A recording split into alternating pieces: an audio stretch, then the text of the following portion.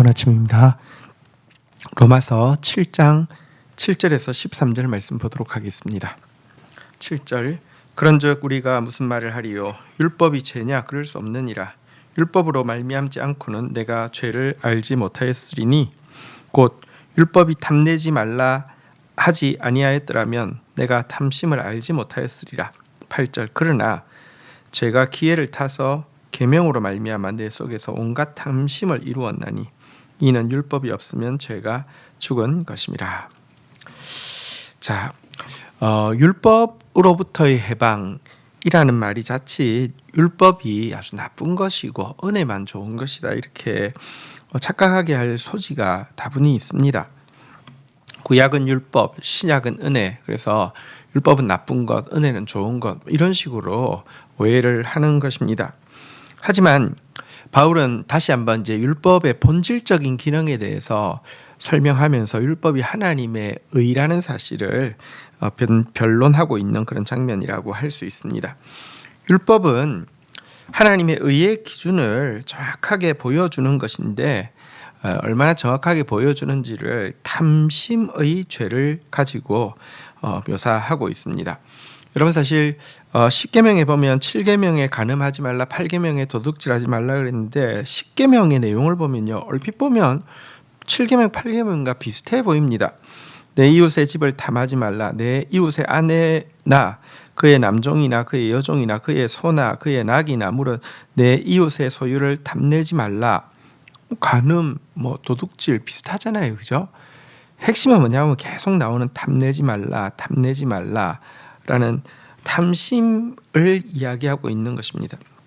잘 드러나지 않지만 여러분 율법이 실질적으로 간음을 하지 않아도 실질적으로 도둑질을 하지 않아도 탐내는 것 자체가 죄라고 지적하지 않았다고 하면 우리는 탐심이 죄인 줄도 몰랐을 것입니다. 이처럼 율법은요 죄의 표피뿐 아니라 죄의 심령까지 드러내는 밝은 하나님의 의의 거울이다 이렇게 이야기를 하고 있습니다.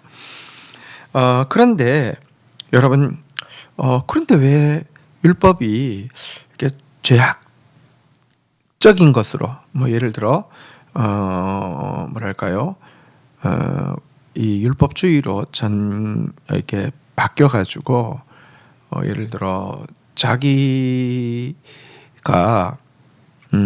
마음속으로 온갖 음란한 생각을 하고 있으면서도 행동을 이렇게 지킨 것 가지고 다른 사람들을 막 정죄하고 판단하고 막 이러는 사람이 되거나 혹은 다른 율법을 잘 지킨 자기 의를 가지고 이런 성적인 부정을 저지르고 있는데도 자기 합리화를 하거나 이런 식으로 율법을 악용하지 이렇게 정말 탐심까지도 정확하게 드러나는 율법을 제대로 자기를 보는 거울로 사용하지 못하는 이유가 무엇일까요?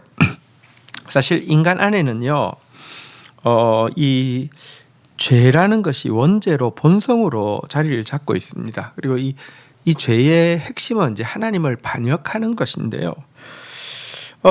율법이 정확하게 이게 죄다, 예를 들면 탐심이 죄다라고 이야기하면요, 이 율법을 지렛대 삼아서 도약대 삼아서 더욱 더 탐심을 향해서 달려가는 마음이 우리 속에 있기 때문에 이 율법이 악용되어진다 이렇게 지금 설명하고 있는 부분이라고 할 수 있습니다. 하나님이 이게 죄야 그러면 반역하는 인간의 모습이 무엇입니까? 그 죄 아닌데요. 항변하거나 죄라고 그거 왜 죄라고 하세요? 기분 나쁘게라고 반항하거나 또 이런 것도 못하게 하는 하나님이시라고 하면서 원망하면서 더더욱 그 죄에 집착하게 되는 본성이 인간 속에 있다는 것입니다. 실질적으로 여러분 금지해 놓으면 사람이 더 막 원하는 거 있잖아요, 그죠? 이게 율법이 의롭지만 인간 속의 죄성이 원죄로 자리 잡고 있기 때문에 이 율법이 마치 지렛대 역할을 하는 것이다 이렇게 이야기할 수 있는 것입니다. 비유하자면 8절의 이야기가 율법이 없으면 죄가 죽은 것이라 이랬는데 이게 무슨 표현이라고 할 수 있냐고 하면요, 율법이 딱 정확하게 드러나기 전까지는 동면 상태에 있던 이 탐심의 죄가 탐내는 것은 범죄야. 여인을 보고 음욕을 품는 것도 가늠과 똑같은 죄야. 딱 이렇게 하는 순간 인간 마음속에 반역하는 마음으로 말미암아 이 죄가 활성화되어진다는 것입니다. 도리어 더 강해진다는 것입니다. 이래서 율법이 악용되어지는 것이다. 율법주의의 모습을 띠고 나타나는 것이다. 이렇게 설명한 부분입니다. 9절입니다.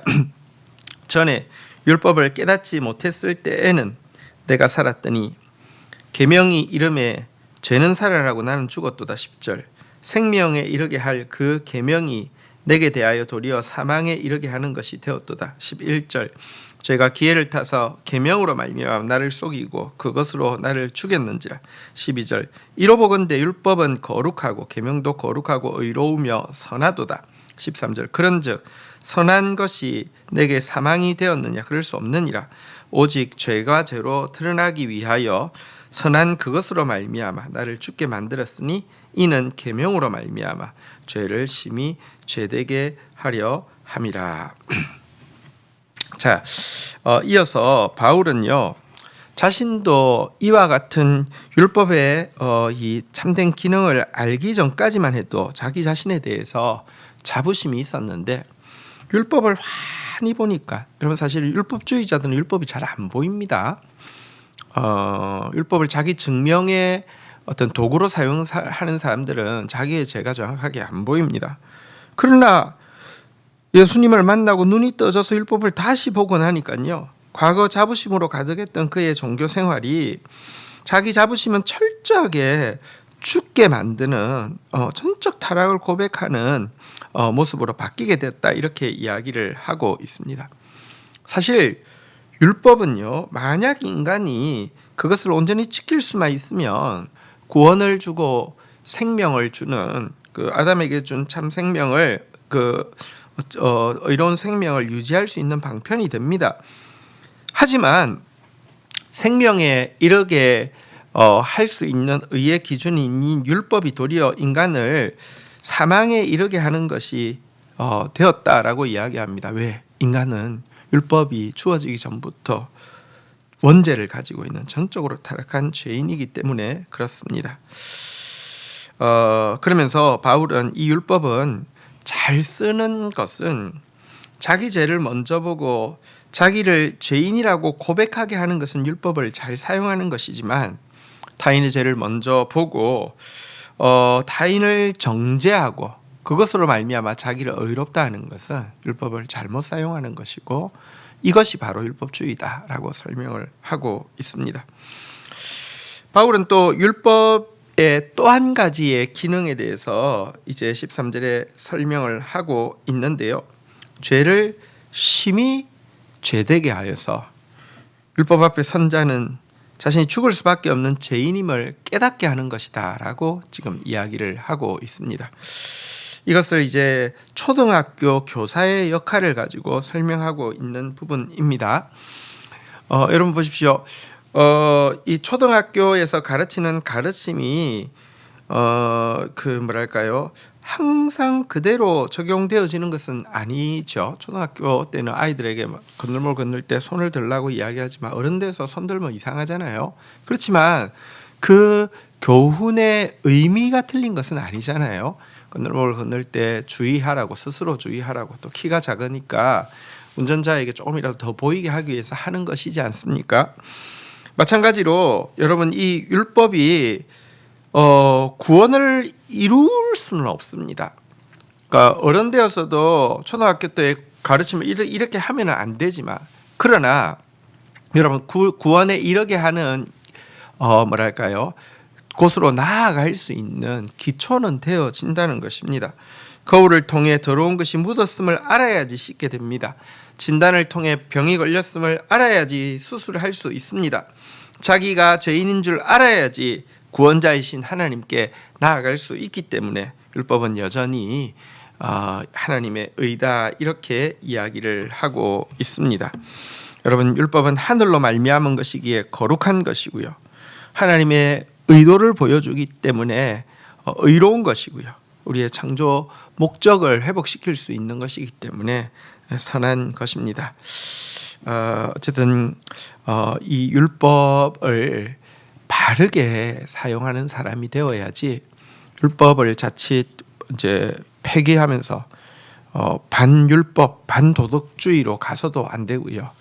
율법을 이렇게 사악하게 사용하여서 율법주의로도 가는 그런 자가 아니라 율법을 통하여서 우리의 죄를 더 깊이 바라보고 그리고 율법으로 말미암아 죽을 수밖에 없는 죄인임을 깨달음으로 정말 구원자이신 은혜의 예수님께 더 달려나가게 하는 원동력으로만 삼는 것, 그것이 바울이 가르쳐주고 있는 율법을 바르게 사용하는 방법입니다. 주신 말씀 붙잡고 기도하며 나가도록 하겠습니다.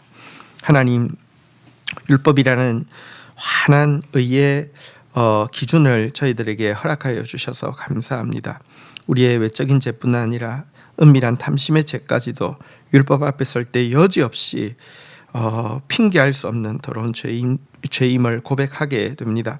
그러나 주님, 우리 안에 있는 하나님을 반역한 이 원죄의 죄성이 이 율법의 구절이 명확해지면 명확해질수록 더욱더 하나님 앞에서 항변하고 반항하고 원망하고 불순종하게 만드는 힘이라는 사실도 새삼 다시 보게 됩니다.